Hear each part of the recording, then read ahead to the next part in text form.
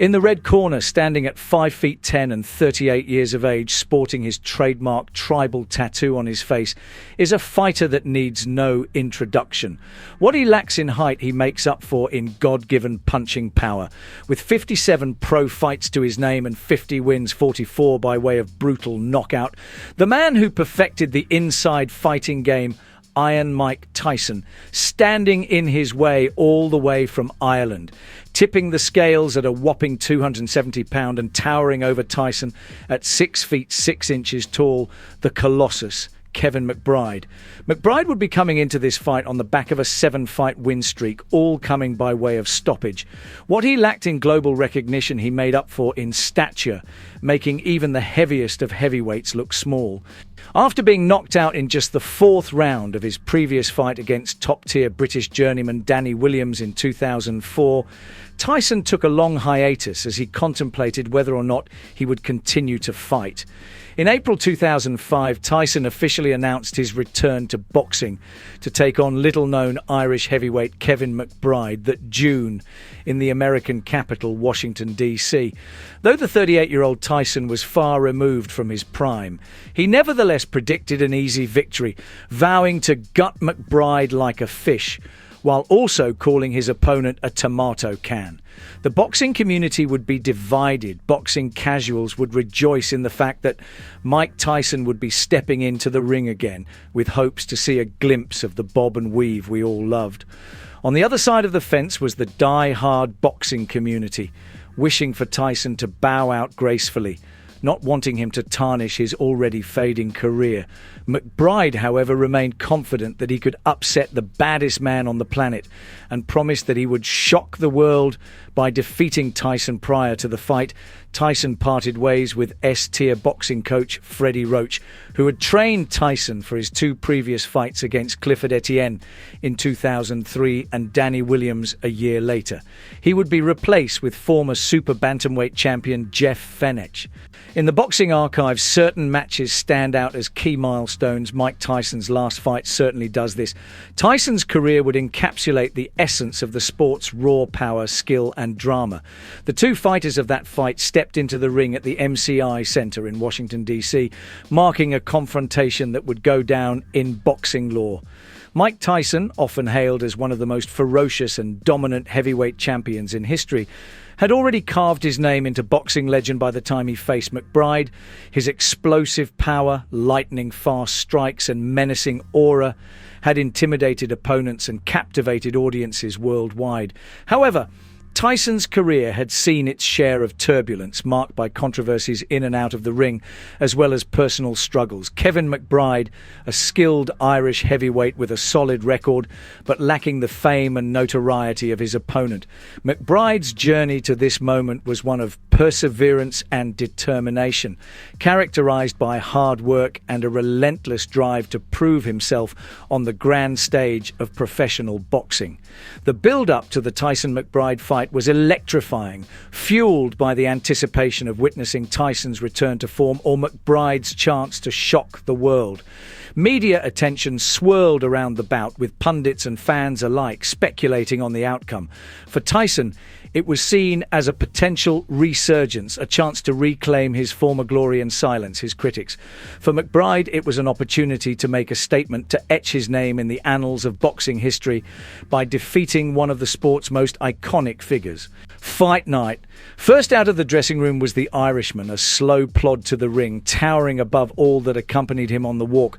Kevin McBride would walk out not to a pre-recorded music, but to the marching band of bagpipes most commonly seen at the St. Patrick Day Parade. The packed arena would sing out with boos and chants of "We want Tyson."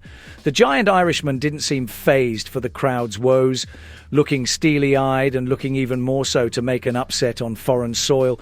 As the bagpipes doused the room, listening for the sound of heavy 90s rap, Mike's usual ring walk. But tonight's entrance would be different.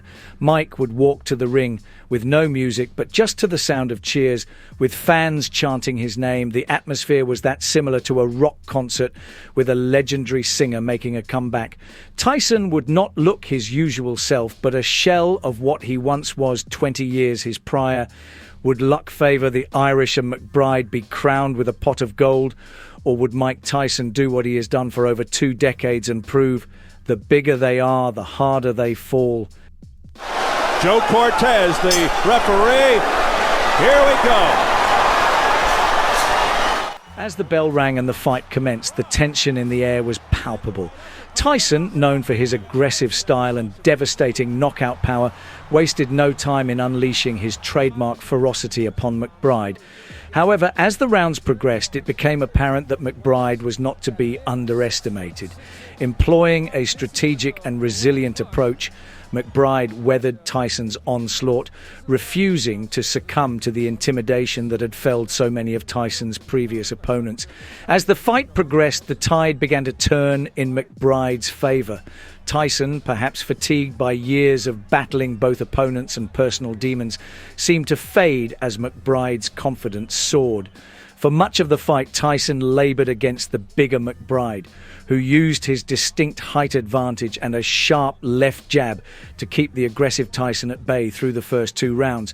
Tyson was able to land more punches in the 3rd and 4th, but McBride would often clinch and lean on Tyson in an effort to wear Tyson out. By the 5th round, the strategy appeared to have worked as Tyson seemed tired, and McBride was able to land several good punches during the round, though Tyson was still able to win the round on 2 of the judges' scorecards. In the 6th round, the final round of Tyson's professional career, a frustrated Tyson attempted to break McBride's left arm after the two were tied up in a clinch, for which Tyson was warned by referee Joe Cortez. Shortly after, Tyson suffered a 2-point deduction after hitting McBride with an intentional headbutt that opened a cut above McBride's eye. As the round came to a close, a shove by McBride caused Tyson to fall to the canvas, but it was ruled a slip rather than a knockdown.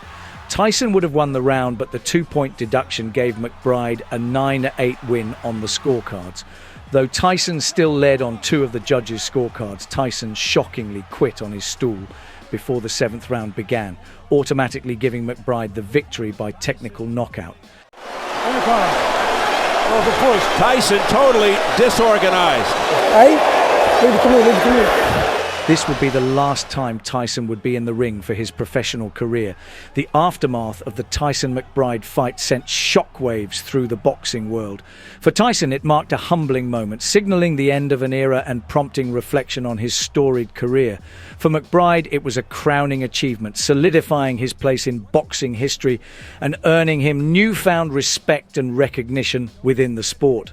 It may not have been the ending to his rock star career that Mike Tyson and fans alike would have wanted, but for the fighters on the night it was a financial success, the big Irishman taking just over 150 grand and the once face of boxing Mike Tyson taking a cool $5 million.